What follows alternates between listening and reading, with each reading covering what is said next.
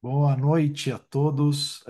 Estamos aqui com a nossa aula semanal, nosso curso continuado de cirurgia e com um convidado mais que especial, o Dr. Bruno Hernani.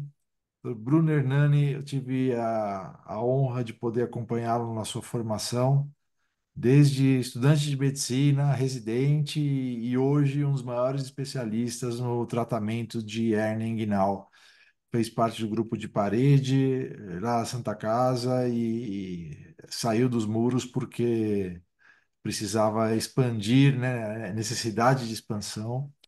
E hoje é uma referência para o tratamento da parede abdominal, né? Ele tem um grupo espetacular, com sede até, uma das sedes é em Cleveland, né? Cleveland. Então, é uma tem um grande envolvimento com o grupo de Cleveland de Hernia, às custas do outro colega nosso, Luciano Tastaldi, que está lá, e todos criaram juntos, ou cresceram juntos num grupo de hérnias muito forte, né? E isso faz com que ele seja uma referência. Bruno, eu agradeço demais você estar com a gente aqui hoje, ceder o seu tempo para mostrar tudo que você sabe sobre hérnia, e agradeço demais e fique à vontade, a sala é sua. Obrigado, Tarcião. Como você bem falou, meu professor, meu colega, amigo de plantão, colega de plantão e Colega de Chargers, prazer, né? Los de Angeles Chargers, de Chargers. viagem, de congresso, um amigo da vida aí, há muitos anos. Obrigado pelo convite. Vocês estão vendo a apresentação ou Estou a vendo, tela? estamos vendo, sim. Então tá bom. Porque às vezes ele abre para vocês a tela do apresentador, que é aquela que divide, mas vocês Ah, estão com a tela certa, então. sim, sim. Então, beleza. Bom, falar de hernia inguinal, bom, para cirurgião, ainda mais aluno, interno, residente, é um assunto que tem que dominar, né? É o feijão com arroz que todo mundo começa fazendo, mas durante muito tempo foi, na minha formação, acho que na sua também, era um tema meio que ninguém dava tanta importância, né? As hérnias eram sempre deixadas de lado, mas dos uns 20 anos para cá, se revolucionou muito o tratamento, né? Então, muitas técnicas novas, a cirurgia minimamente invasiva. Então, assim, hoje em dia, cirurgia de parede abdominal como um todo é uma área de atuação. Nos Estados Unidos já tem programas de fellow, todos dedicados à parede abdominal, porque a gama de tratamentos hoje em dia, de apresentações e de técnicas é muito grande, né? Mas a hernia inguinal é a cirurgia do cirurgião geral, continua. É, Na minha época era a cirurgia do R1, acho que ainda é, né? Mas é aquela cirurgia que o R1 fica feliz, mas ele só vai se dar conta depois que ele não entendia absolutamente nada do que estava se passando ali, principalmente da anatomia e tal.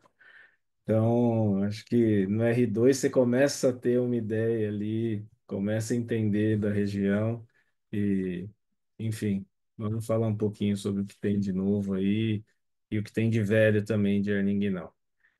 Patologia cirúrgica mais frequente, milhões de cirurgias, né, no mundo todo, e todo o conceito, classificação e técnicas se baseiam na anatomia, né? Então, entender a anatomia e para diagnosticar, tratar e acompanhar melhor esses pacientes. É, Vou falar um pouquinho sobre o que é hérnia, um pouquinho da anatomia, sobre o diagnóstico, sobre o tratamento, entender o princípio do tratamento cirúrgico, né? Então, começando, eu sei que a equipe você falou que tinha residentes no começo, internos aí que podem acompanhar essa aula. Então, a hérnia. O termo hérnia a gente usa não só para a parede abdominal, mas para várias outras coisas, né? Então, hérnia de disco, hérnia de hiato. Então, hérnia nada mais é do que a passagem de um conteúdo para outro que não lhe pertence. Então, é um termo genérico, que basicamente quer dizer a passagem de uma estrutura por um espaço que ela não deveria estar, que não lhe pertence, causando geralmente problemas, né? É, as hérnias da parede abdominal são muito dentre as hérnias no nosso corpo, das principais, e a hérnia inguinal nada mais é do que a protrusão de um conteúdo ou de dentro do abdômen ou da região pré-peritoneal através de um orifício na região inguinal ali da parede abdominal.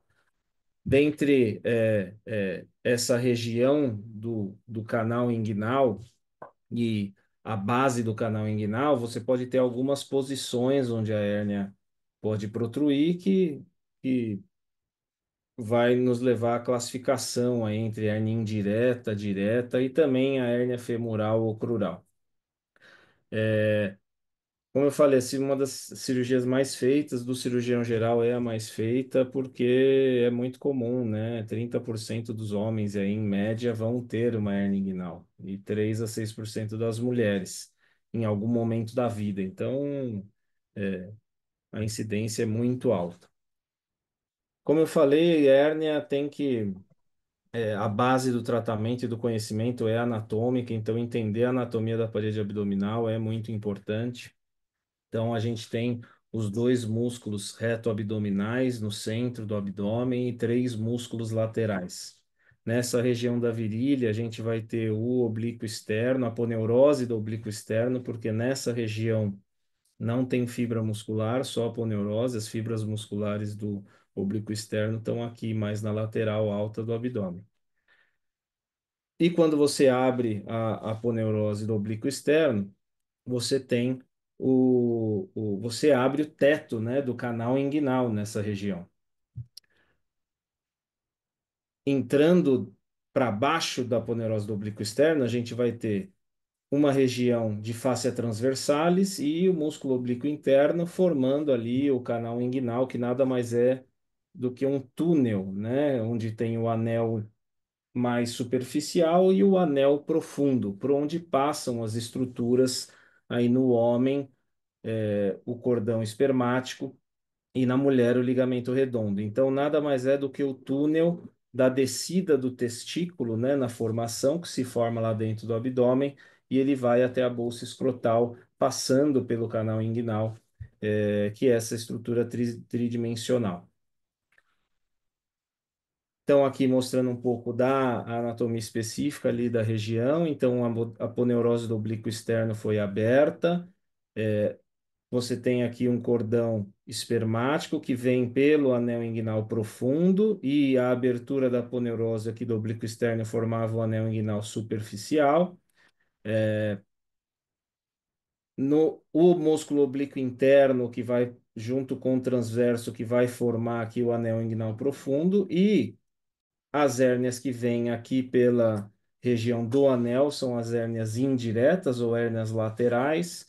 Vou falar disso um pouquinho mais na frente. E aqui na parede, entre o reto do abdômen, e o ligamento inguinal, nessa região é onde vão se desenvolver aí as hérnias diretas, tá? Então, entender essa anatomia é muito importante. E agora, hoje em dia, não só entender aqui olhando de frente, mas entender também olhando por dentro, que é a mesma região, mas olhando por via laparoscópica, que eu também vou mostrar depois.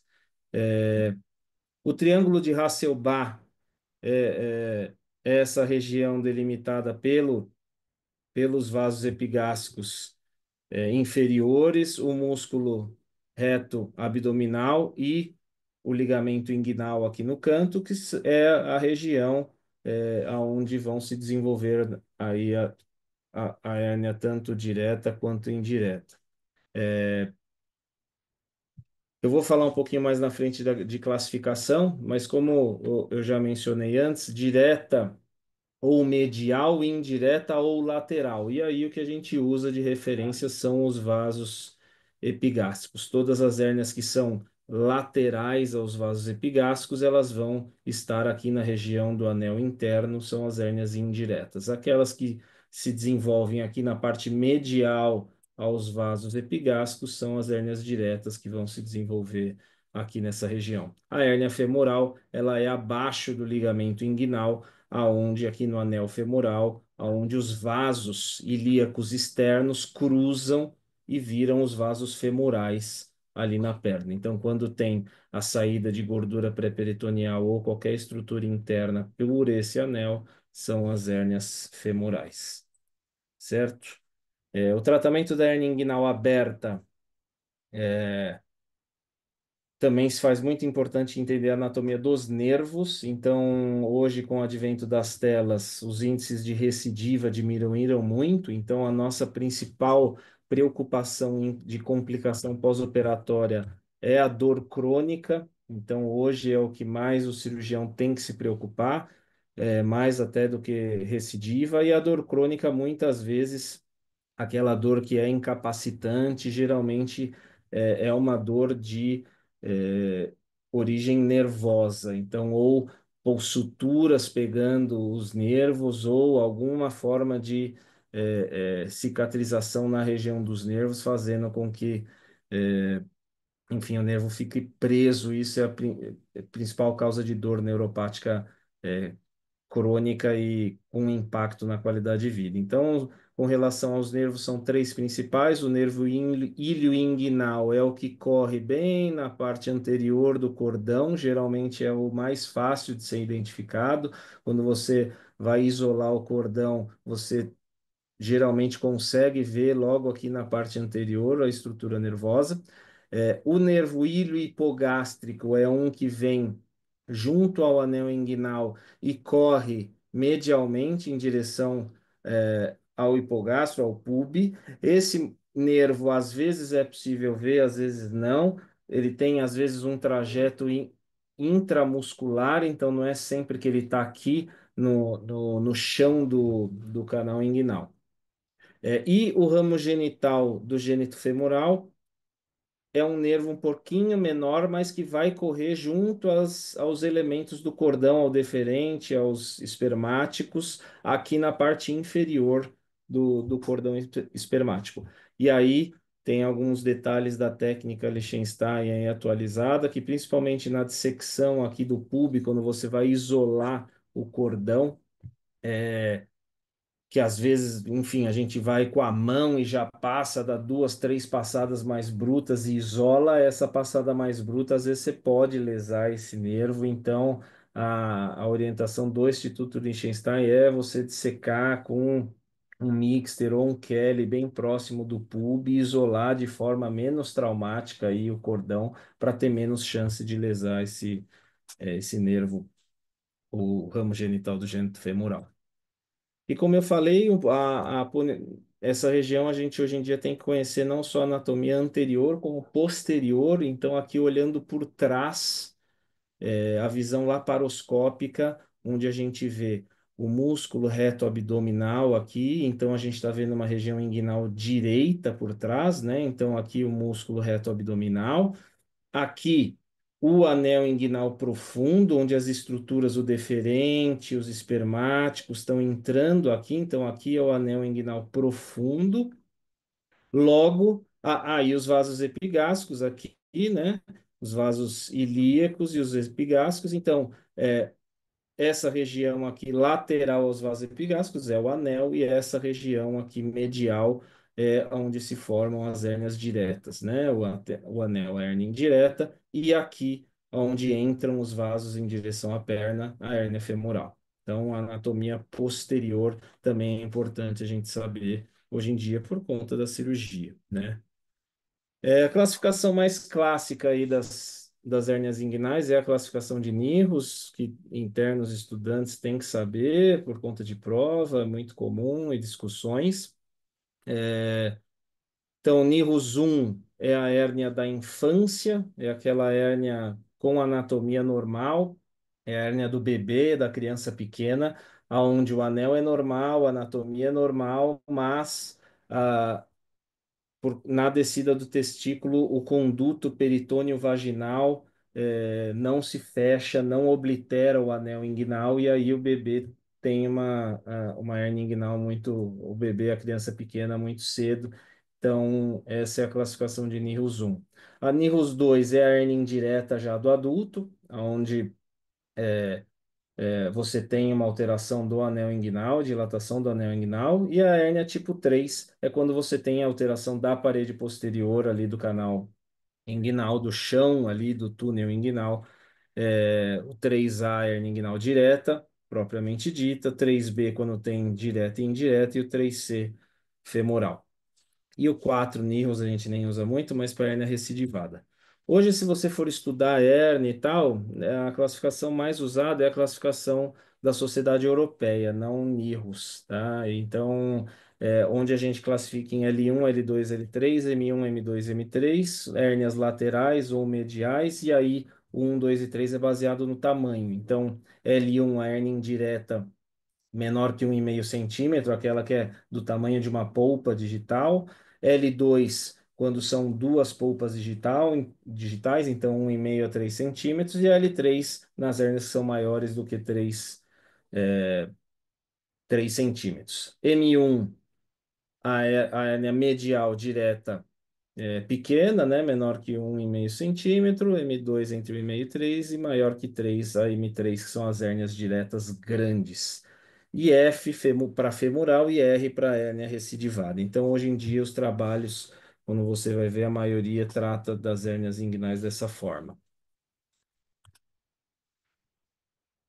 Então, aqui mostrando a manifestação de uma hérnia inguinal direta, né? Num desenho esquemático.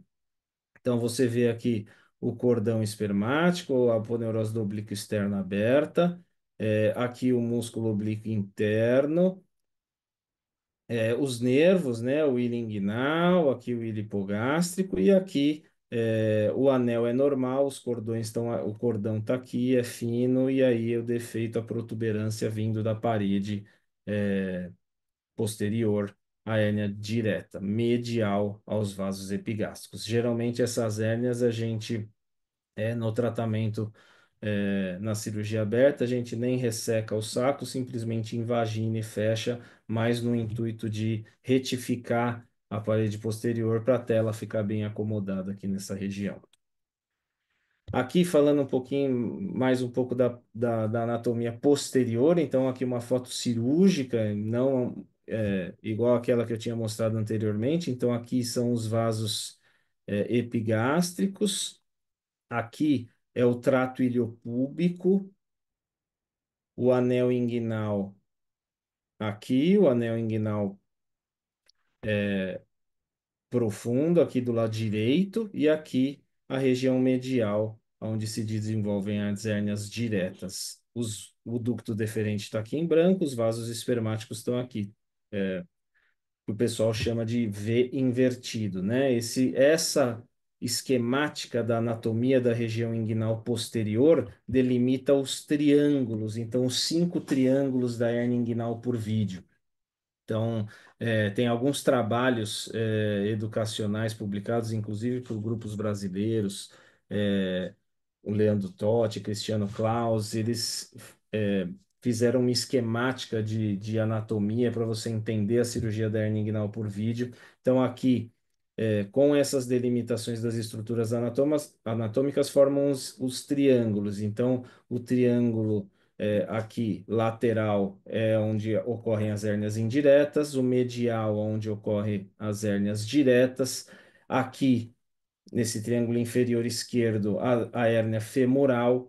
Aqui é o triângulo de Doom, de desastre, que é o que onde estão os vasos ilíacos externos, onde você não pode manipular com força, grampear, enfim, aqui é a região da encrenca e aqui a parte lateral do trato iliopúbico para baixo é o triângulo da dor, porque é onde estão vindo todos os ramos nervosos lá que vão da origem aos nervos lá que a gente viu da anatomia aqui anterior, eles vêm todos por aqui e vão entrar aqui na musculatura. Então, essa região você também não pode ter fixação e muito trauma para evitar dor pós-operatória. Aqui é de novo, uma região inguinal direita por vídeo, aqui já dissecado o peritônio, então dá para ver bem aqui as estruturas. Então, ducto deferente, espermáticos aqui. Aqui não está dando muito para ver, mas a ilíaca parece que está aqui, ó, branquinha. Anel inguinal. E aí aqui dá para ver que os vasos epigástricos aqui é uma hérnia direta. Então, defeito aqui medial aos vasos epigástricos. Aqui o ligamento de Cooper, aqui o pubis. Essa aqui é uma veia que tem aqui nessa região que a gente chama de corona mortis. Tem alguns pacientes que têm ela grande, outros não. Então, aqui para baixo do pubis, então aqui é uma hernia inguinal por vídeo direita já dissecada, pronta para receber a tela aqui. Bom, hernia inguinal, a apresentação geralmente é com abaulamento, é a apresentação mais comum. E aí, quando a gente se depara com um paciente desse, lógico, a anamnese tem que entender há quanto tempo isso está se manifestando, se é agudo ou não, é uma evolução progressiva, o local do abaulamento, se a hérnia está encarcerada, que é ela não reduzir o conteúdo para dentro do abdômen, se ela está estrangulada, que é além de estar presa, está com algum déficit de circulação, alguma flogose, peremia no local, enduramento, se ela é, portanto, redutível ou não, ela volta ou não volta, se o paciente tem cirurgias prévias na região, então, às vezes, é, principalmente mulher, por exemplo, hernia inguinal, a hora que você vai ver, na verdade, é uma hérnia incisional do canto de cesariana, da incisão de Fanny Steele, isso às vezes acontece, então vê se não tem cicatrizes nessa região prévias. Se o paciente tem fatores de risco, aqui mais para entender, enfim, e até prever possíveis complicações, então outras hérnias, se trabalha com muito peso, tabagismo, tossidor crônico, tem história familiar, a gente vê famílias que muitas gerações desenvolvem hérnias, e no exame físico, aí são várias coisas que podem ser vistas. A gente pode tentar inferir se é uma hérnia lateral ou é uma hérnia medial. Nem sempre é fácil no exame físico. Às vezes você acha uma coisa e depois na cirurgia você se surpreende que é outra. Mas enfim, é, no exame físico com o exame digital, você localizando o anel inguinal através da base ali do escroto, e aí, pedindo para o paciente fazer força, você pode ver se o abaulamento vem mais na lateral do dedo ou se vem na ponta do dedo no anel, então para tentar inferir aí se é direta ou se é indireta. Mas nem sempre, às vezes a gente acha uma coisa e se depara com outra. É importante ver se o abaulamento é acima do ligamento inguinal da prega da coxa, se não é uma hérnia femoral, principalmente se for ser feita uma cirurgia aberta, às vezes, se é uma hérnia femoral, você abre o canal inguinal e o canal inguinal é normal, você não enxerga a hérnia femoral, porque ela está por baixo ali da parede posterior. Se é redutível, se não é redutível, se tem outras hérnias, se os testículos são palpáveis, isso é muito importante, eu já vi algumas vezes aí.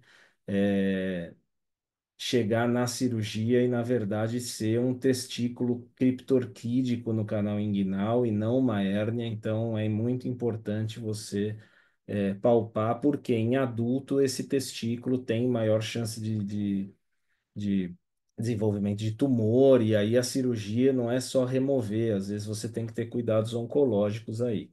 Então, é importante palpar os testículos. Se tem cicatriz prévia, se o paciente tem ascite, se não é hepatopata, ascite, a pressão do líquido interno pode trazer problemas no pós-operatório de vazamento de líquido e seroma, etc. O toque retal aí é mais para pacientes mais idosos, né, que têm sintoma de doença prostática, fazem muito esforço miccional, isso pode atrapalhar aí o pós-operatório. Então, nem sempre é fácil, às vezes, principalmente em pronto-socorro, tem alguns pacientes que você não consegue, às vezes, ter certeza se é uma hérnia encarcerada ou se é um linfonodo, um gânglio ali na região. Então, linfonodomegalia é um diagnóstico diferencial. Como eu falei, hérnia femoral, então diferenciar, tentar ter essa suspeita antes da cirurgia. Hérnias incisionais com incisões ali na região são diagnósticos diferenciais. Aneurismas, menos comum, mas pode ser, principalmente em quem teve manipulação recente ali, cateterismo, fez algum exame contrastado com punção ali femoral. Tumor de tecidos moles, que é mais raro, mas pode acontecer. A criptorquidia, como eu falei. E aí eu quero chamar principalmente atenção nessa parte da dor. Pacientes que vêm queixando de dor e não tem abaulamento visível, e discutível no exame físico, ou hérnias muito pequenas no exame físico, e o problema é dor, tem um mundo de problemas que podem dar dor nessa região que não a hérnia. Então, tendinite dos adutores, pubeite, lesões da cartilagem do quadril, artrose do quadril, pacientes com antecedente de problema lombar, às vezes desenvolvem dor testicular e dor inguinal como manifestação de doença, lá na coluna. Então, pacientes que têm mais dor e menos abaulamento, sempre ir com mais calma. Por mais que tenha um ultrassom falando que tem uma hérnia de 5 milímetros com uma gordura, não sair operando esse doente, descartar outras causas, tá? Na mulher, hérnia femoral, a maioria das hérnias femorais ocorrem em mulheres, isso é até pegadinha, né, de prova. Na mulher, a hérnia mais comum é a hérnia inguinal, não é a femoral, mas as femorais são mais comuns em mulheres, tá? Endometriose na região é mais raro, geralmente é mais em quem operou e principalmente fanistil com endometrioma na extremidade da cicatriz, pode ter alguma chance de ser um diagnóstico diferencial. Exame complementar é importante, ultrassom é mais para confirmar diagnóstico. Pacientes que no exame físico você já está certo de que tem uma hérnia, acho que ultrassom é o exame. Atomo em quadros mais duvidosos, principalmente descartar diagnósticos diferenciais, ou hérnias inguinais muito grandes, para você ter uma ideia do conteúdo, para você ter uma ideia, do defeito, se é direto, se é indireto. E ressonância é muito útil naqueles casos de que eu falei de que é mais dor, a manifestação do quadro clínico é muito mais dor e não tem abaulamento, a questão da protusão de conteúdos pequenos, se é a causa de tanta dor assim, a ressonância vai bem, principalmente pelos diagnósticos diferenciais aí osteomusculares. Na minha época da residência, acho que do tércio também, o jargão era hérnia diagnosticada, hérnia operada. Mas, por conta de tudo isso que eu falei, eu não recomendo que seja sempre assim. Diagnosticou, operou. Até por respaldo. Hoje existem trabalhos mostrando que hérnias inguinais pequenas assintomáticas são seguras de serem acompanhadas e não operadas. A chance de ter um encarceramento e uma cirurgia de emergência é muito baixa em pessoas que são assintomáticas e têm hérnias pequenas, tá? Acho que esse doente pode ser operado? Pode, é uma discussão. Então, você tem que expor que a chance dele ter uma complicação é pequena, mas que no longo prazo, a maioria desses pacientes vão passar a ter sintomas e aí terem indicação cirúrgica. E aí é uma discussão, e uma decisão mais do próprio paciente, o paciente que é assintomático, operar ou não. Óbvio, todo mundo que tem qualquer tipo de sintoma tem que ser operado, desconforto, de vez em quando incomoda e tal, tem que ser operado. Obviamente, as hérnias encarceradas, estranguladas, isso não vou nem entrar em questão. E as mulheres também. Esses trabalhos de acompanhamento são para homens. As mulheres encarceram mais do que os homens as hérnias inguinais. Então, não existe a recomendação nas mulheres é sempre operar mesmo hérnias pequenas, mesmo hérnias assintomáticas pelo risco de encarceramento.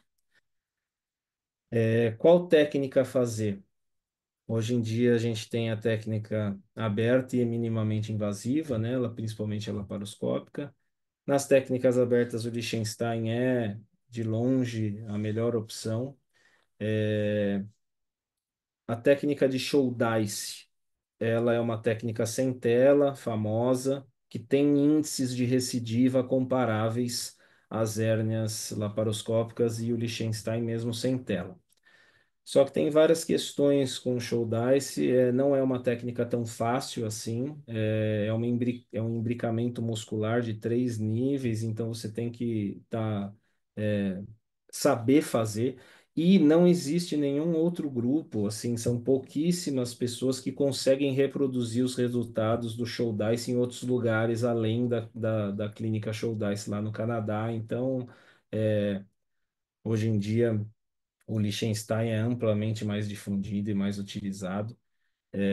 Estopar nada mais é do que fazer aberto a técnica laparoscópica, que tem você acessar e dissecar o reto peritônio e colocar uma tela grande. Então, a gente faz aberto, sim, principalmente hérnias muito grandes, é uma opção boa, tá?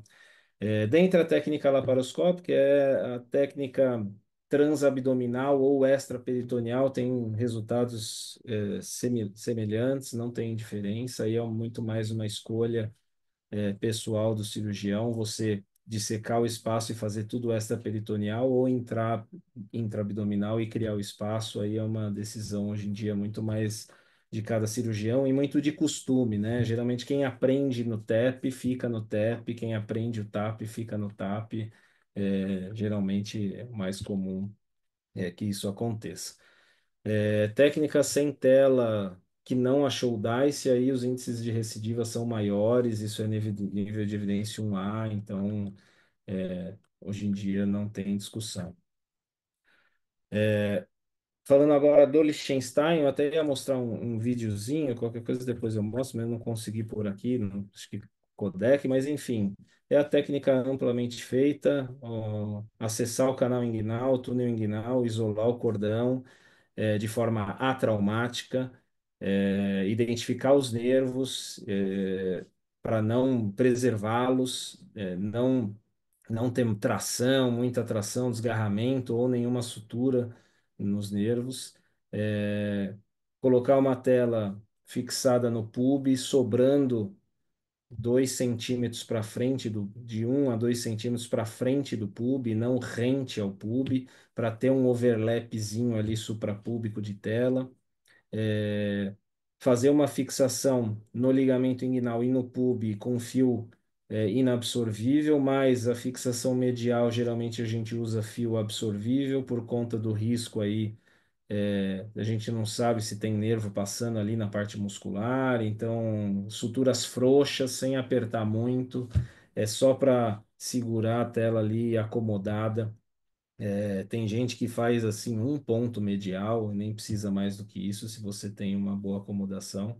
É, e envolver o cordão no anel inguinal, fazendo o que a gente chama de gravata aí, não apertando de uma forma que acomode bem o cordão e colocando toda o dissecar ou a aponeurose do oblíquo externo do músculo oblíquo interno, acomodando toda a parte de cima da tela nesse plano, tá?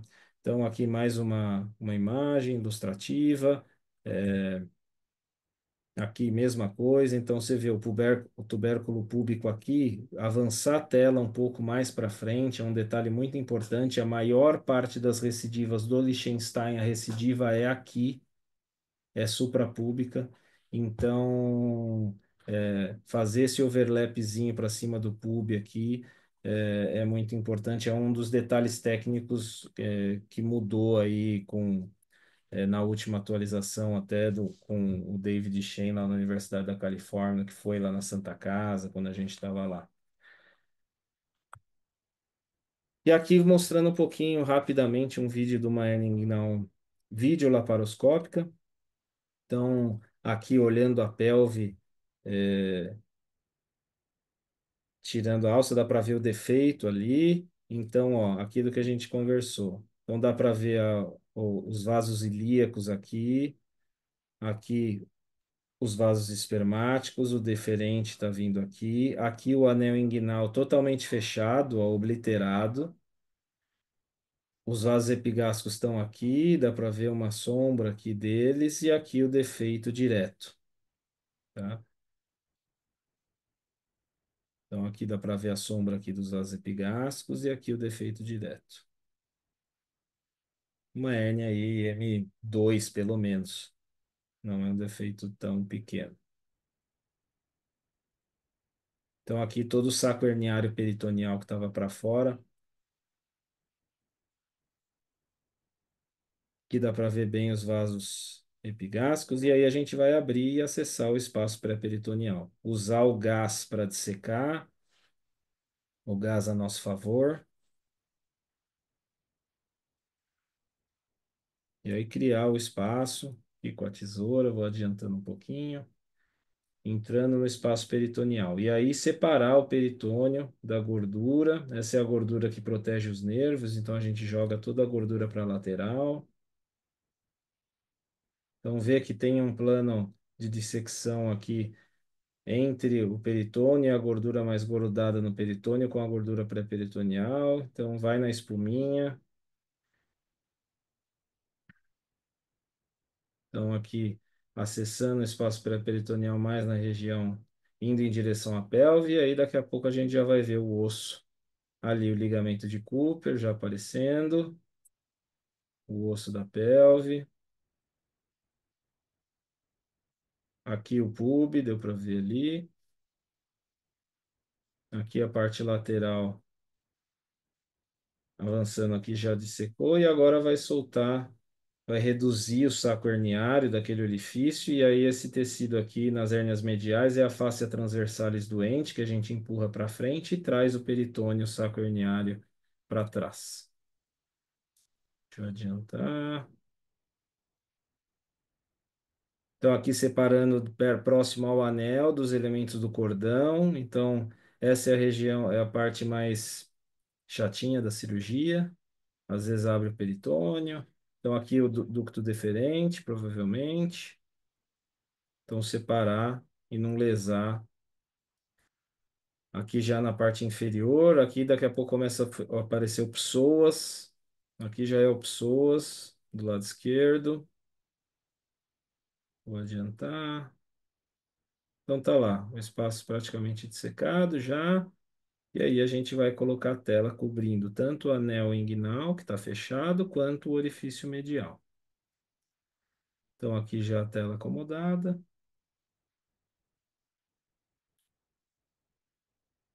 E aí geralmente em algumas hérnias você pode não fixar. Aqui a gente está fixando um ligamento de Cooper com grampeador. Só no ligamento de Cooper e aqui nas extremidades superiores, porque toda essa região aqui, como eu falei, você não pode pôr nenhuma fixação traumática por conta de risco de lesão de vaso, de nervo e tudo mais. E aí fechar o peritônio. Você também pode usar o grampeador para fechar, mas também aumenta a chance de você pegar algum vaso, de ter mais dor, então eu prefiro fechar costurando. Então tá lá fechado, fim de papo. As técnicas, tanto a Liechtenstein quanto a Vide, elas são comparáveis, os índices de recidiva são semelhantes, índice de complicações são semelhantes.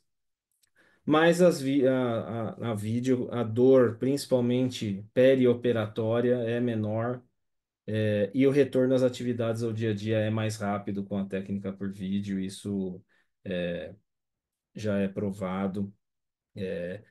Com relação à dor crônica, os resultados são semelhantes, mas meta-análises mais recentes têm mostrado uma tendência a menor dor crônica na videolaparoscopia. E aí, dor crônica é dor ou qualquer sensação na região desde leve até incapacitante, mais de 6 meses da cirurgia. Então, são números parecidos, mas parece que tem uma tendência a ter menos na videolaparoscopia, tá? Mas, assim, a técnica Liechtenstein ainda é uma técnica muito boa.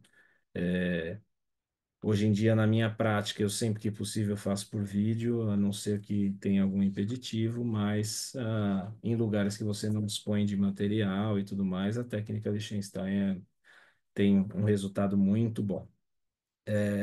Toda vez que tem recidiva, a gente muda a via, né, de princípio. Então, cirurgia anterior foi Liechtenstein, faz por vídeo. Se é uma recidiva de vídeo, faz anterior para você mexer em terreno virgem. Essa região, como eu falei, de nervos e possibilidade de dor crônica, quanto mais você mexer em território sem cicatrização e sem retração, é melhor, né? Hoje em dia, com a robótica, onde a técnica é muito similar a vídeo, recidivas posteriores tem grupos e cirurgiões fazendo por robô, é melhor em termos de movimento mais fino e visualização, mas assim, eu prefiro fazer um bom e velho Liechtenstein e não me meter em encrenca. Pontos chaves, hernia inguinal é mais comum nos homens. As hérnias crurais são mais comuns nas mulheres, mas lembrar que mulher tem mais inguinal do que crural. Não operar de imediato paciente assintomático com hérnias ultrassonográficas, discutir, principalmente pacientes sintomáticos com muita dor para pouca hérnia, suspeitar de outras causas. As técnicas, tanto as laparoscópicas quanto o Liechtenstein, se equivalem à recidiva, mas a vídeo, a recuperação é mais rápida. Hoje em dia, a gente, em termos de livro para cirurgia de parede abdominal, esse livro é muito bom, que é o Atlas do Michael Rosen, que é o antigo chefe do Luciano lá na Cleveland Clinic. Esse livro é muito bom, de imagens e todas as técnicas com fotos de passo a passo, é bem legal. Para quem se interessa e quer ver e participar, ou só ver discussões sobre casos de hérnias, casos difíceis e tal, esse IHC é um grupo no Facebook, é só pedir autorização, é um grupo fechado, e é um grupo de gente, sim, mais de. A última vez que eu vi, acho que tinha, sei lá, 4.000 pessoas, assim, é muita gente no mundo inteiro, cirurgiões que fazem hérnia, que discutem, e todos os maiores nomes da hérnia no mundo. Yuri Novitsky, que descreveu TAR, Conrad, David Shen, do Instituto Liechtenstein, todos eles participam e são ativos nas discussões, então isso é muito legal. Os grupos europeus também, que são muito fortes, então é uma boa. É, eu sou sócio da Hernia Clinic, a gente faz um trabalho dedicado já de hernia há muito tempo, alguns aninhos aí. E o nosso YouTube também tem algumas cirurgias narradas, outras sem narrar, alguns casinhos aí para quem tiver curiosidade também. Tem coisas, conteúdo para leigo, mas tem também conteúdo para residente e tal. Tem umas cirurgias aí resumidas, comentadas. Obrigado, gente. Qualquer dúvida aí, estou à disposição. Tercião, obrigado pelo convite, como sempre. Go Chargers. Go Chargers, espetáculo, Bruno. Que bela aula. A didática impossível ser melhor, que atinge todos os Espera aí níveis que o meu de. fone não está escutando. Um segundo. Tá escutando? Acho que o meu fone abriu.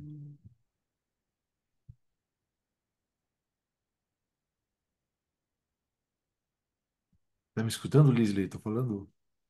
Ah, tá, ok. Então acho que é o Bruno.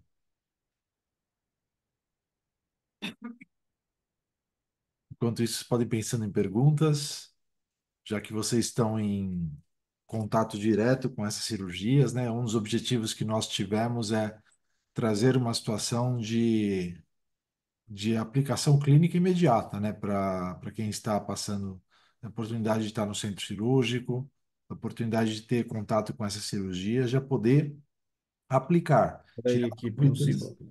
tirar dúvidas e estudar e estar melhor preparado para essas cirurgias. E isso vai se repetir na rotação de vocês. Várias rotações de cirurgias eletivas que vão proporcionar o detalhamento disso tudo que o Bruno falou, né? Porque o conhecimento estrutural de todo esse processo, desde a parte anatômica, o entendimento das hérnias, isso tudo faz uma parte muito diferente. Voltei. É nossa, Bruno. É, nossa. Então, isso aí. Voltei. Então tá, Acabou a bateria do fone. não, tá tranquilo. Eu falei só, além de falar Go Chargers, eu falei que é um espetáculo de didática a sua aula, de todos os níveis, desde o interno até um R30 e quanto que eu sou? 31. A gente sempre aprende muito com você. Então, eu queria abrir para quem quiser fazer alguma pergunta, fique à vontade. Eu tenho algumas perguntas, mas se alguém quiser fazer antes, pode fazer.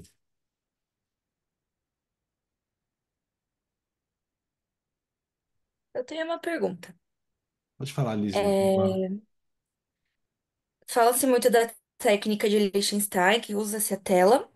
E hoje, a maioria de cirurgias de hérnia que a gente acompanha, na verdade, todas que eu acompanhei até hoje, ainda não tem uma vasta caminhada, mas já vi algumas, sempre foi colocado tela. Existe alguma circunstância em que não é colocado? Existe hoje em dia, bom, o uso da tela, acho que o risco-benefício está provado ao longo do tempo, né? Mas, principalmente vindo dos Estados Unidos, existem muitos pacientes que às vezes demandam que não querem tela, por medo de complicações relacionadas à tela. A gente sabe que dor crônica, não é só dor nervosa, uma das causas, a segunda principal causa é que a gente chama de mexoma, que é o que nada mais é do que uma hiperreação à tela e a formação de um processo inflamatório muito mais do que o esperado ali na região e, e dando dor, sintoma. Acho que as telas melhoraram muito ao longo do tempo, então isso não acontece com frequência, é raro, é infrequente, mas às vezes pacientes demandam, eu não quero tela. Eu acho que é uma questão de discutir os riscos, benefícios e tudo mais. Mas aí, dentre os reparos sem tela, o show dice é a melhor opção em termos de recidiva, né? Tem vários trabalhos, principalmente lá do Instituto Show-Dice, que os índices de recidiva são próximos do Liechtenstein. Então, agora, assim, condição clínica, isso é difícil, nada impede. Você tem a questão da contaminação, né? A hérnia estrangulada, que tem infecção, que aí fica aquela questão sobre usar ou não usar tela. Também já tem trabalhos que mostram que você usar uma tela de poro largo, poro maior do que 1 milímetro,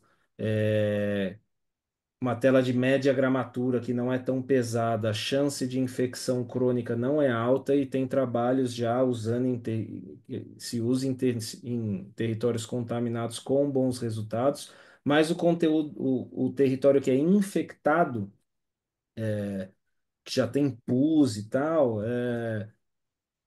dá para usar tela, os resultados são bons, mas existe um receio, sim, de desenvolver infecção crônica ali na prótese, e aí o reparo sem tela é um caminho. Se souber fazer um show dice, melhor ainda, mas se não, as técnicas mais antigas, né? Andrews funciona? Bassini, Andrews, Andrews 1 e Andrews Bass... 2? Que é Bassini, tipo o Bassini, né? é, Aproveitando a pergunta da Lisle, em algum desses casos, caso você, por algum desses motivos que você falou, você opte por não utilizar, porque eu acho que assim é importante que todo mundo esteja confortável com a ideia de que a cirurgia de hérnia ela pressupõe que a gente utilize a tela, né? A sim. gente está falando de situações de exceção por algum motivo bem específico, né? Que fio que você recomendaria utilizar para o reparo, pensando em SUS? E da mesma maneira, quando você falou que você faz a sutura com fio inabsorvível na parte lateral e absorvível na medial, quais são os fios que você recomenda a gente utilizar nessas situações? Olha, o que eu geralmente uso é prolene no ligamento inguinal e no pub. e aí eu faço um ponto separado no pub, e aí um ponto isolado, e aí contínuo no ligamento inguinal de prolene 2,0.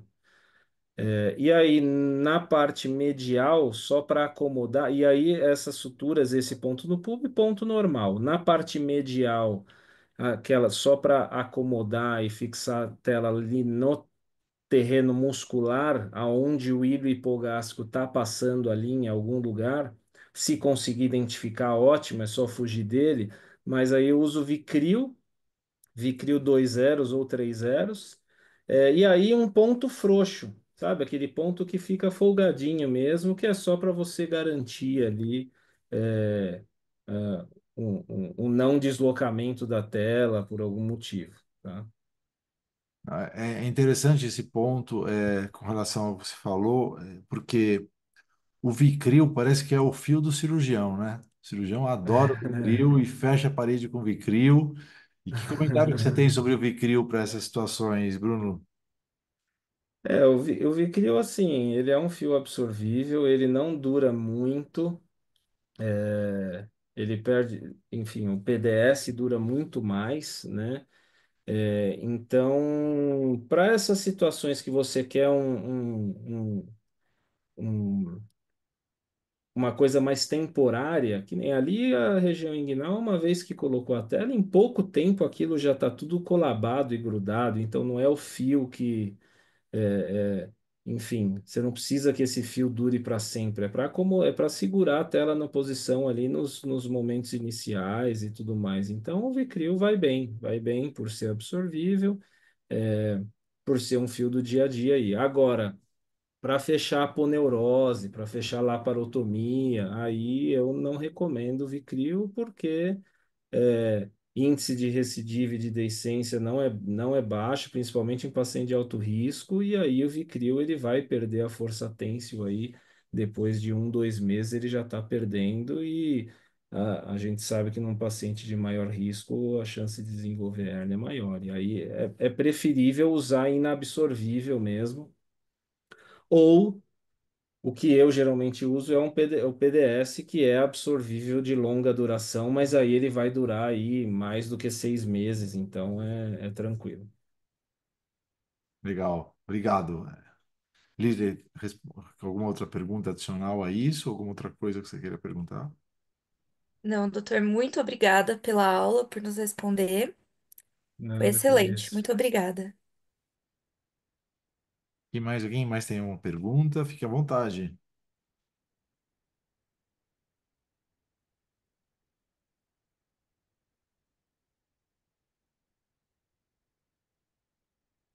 A Ana mandou aqui que foi ótimo. Obrigado, Ana. Doutora, eu tenho uma pergunta. Diga, Pode falar, Bruna, tudo Bruna. bem? Eu, tudo bem, eu estou num restaurante aqui, por isso eu estou sem imagem, então até o banheiro deve estar com eco. Mas foi uma excelente aula, primeiro, né? Obrigada por compartilhar a sua experiência, doutor Bruno. A minha dúvida é com relação à nevrectomia pragmática, se você tem costume de fazer quando tem, né, alguma interferência ou lesão nervosa aí na manipulação do funículo ou na fixação da tela. E o que você tem assim de acompanhamento desses pacientes com relação à perda de sensibilidade, né, devido à nevrectomia? Legal, A Bruna é nossa assistente e ela comanda dias cirúrgicos lá em Sapopemba, então ela está em contato direto com essas situações. legal. A recomendação até do Instituto Liechtenstein é, lógico, você tentar identificar e preservar os nervos. Mas, às vezes, você se depara com situações ali no meio da dissecção que você ou já lesou, ou você vai precisar lesar por algum motivo ali, deliberadamente. É lógico, tentar evitar, mas se você precisar fazer, o que eles recomendam é você dissecar o nervo até a origem da onde ele está vindo ali da musculatura. Não precisa cortar ele lá embaixo, mas enfim, ali próximo da onde ele vem da musculatura, você ligar com um fio absorvível, então com um Vicryl, ligar, cortar, e aí ligar e não cortar a agulha. Aí você pega e dá um ponto para a musculatura e invagina ele lá para o meio da musculatura. Então você esconde, você joga a ponta do nervo lá para dentro da musculatura. É, lógico, vai desenvolver parestesia ali, e é por isso que a gente tem que tentar evitar. Os pacientes, apesar de que às vezes não se incomodam, alguns se incomodam em não sentir a região ali. É, mas o que eles recomendam é isso: quando tem que fazer, ligar com fio absorvível também para não formar neuroma. Às vezes o fio inabsorvível nylon prolene, ele pode gerar um processo ali de corpo estranho e às vezes formar neuroma, pode ser causa de dor neuropática. Então ligar com fio absorvível, um Vicryl, e jogar para dentro da musculatura também para ele não ficar ali na região de cicatriz. É isso que eles orientam. Ah, legal, obrigada. É que realmente É, a gente fica entre a cruz e a espada, né? Entre a dor sim. crônica e a hiperestesia. Então, ainda dá, mesmo sendo recomendado, né? Eu recentemente dei uma atualizada aí na técnica. Mesmo com essas recomendações, acho que a gente ainda tem um pouco de receio em ficar cortando o nervo, né? Sim, sim. Mas às vezes você se depara com uma situação, ou na dissecção, ou na hora de fixar a tela, enfim, que às vezes você não consegue, você é obrigado, às vezes acaba cortando ou é obrigado a cortar. E aí é, aconteceu até com o David Shen, lá do Instituto Liechtenstein. A gente fez alguns mutirões de cirurgia e aconteceu hérnias recidivadas também, que acabou lesando, e aí a orientação é essa, para minimizar ali a chance de ter alguma dor crônica. Vai ter parestesia, mas enfim, só a parestesia é melhor do que a dor, com certeza, né? Bom, deixa eu fazer outra pergunta, Bruno. Você acha que em 2025 existe lugar para tratamento da hérnia inguinal por via aberta? Ou a laparoscópica é um temos que fazer isso? Eu acho que espaço ainda tem, acho que pela falta de estrutura de vídeo, né? Tem muitos lugares que você não tem material nem gente que faça, mas em tendo material e gente que faça, eu acho que tem que fazer vídeo, equipe. Mesmo no SUS, a gente sabe que não tem material descartável e tudo mais, mas principalmente as hérnias pequenas e principalmente as hérnias indiretas, também já está provado em trials, que você não fixar a tela não muda desfecho de recidiva.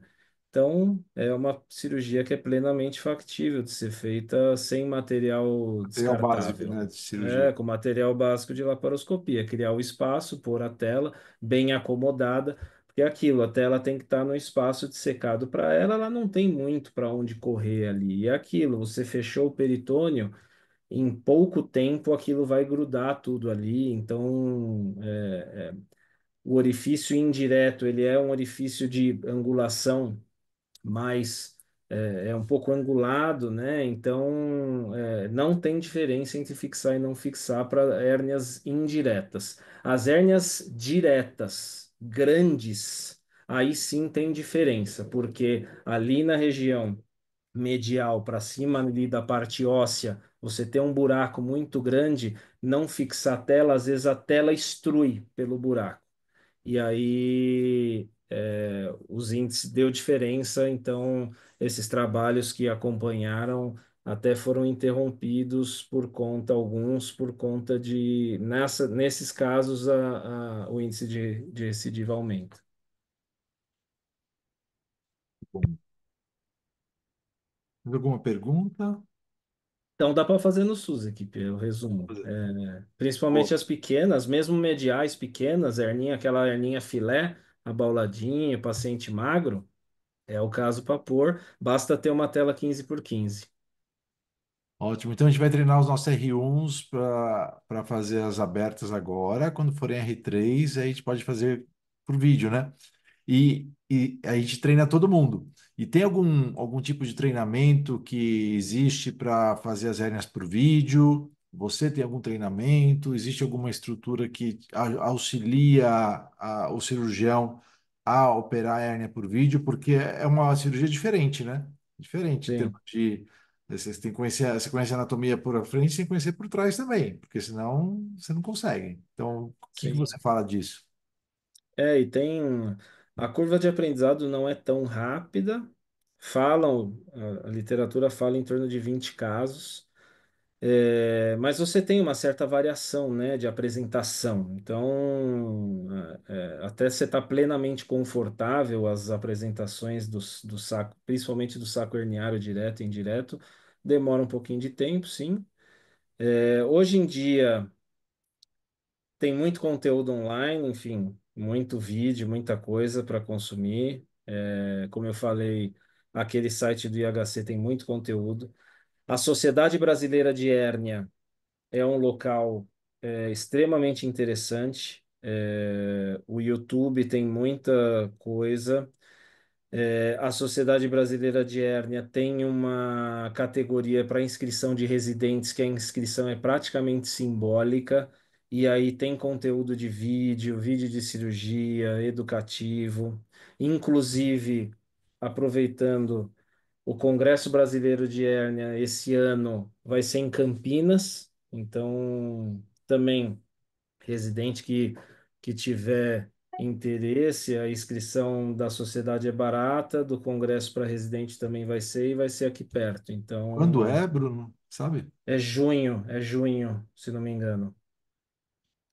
É, e assim, hoje em dia tem vários cursos, né? Pós-graduações em parede, está começando a, como eu falei, nos Estados Unidos é fellow, é área de atuação. Aqui está começando a ter bastante coisa.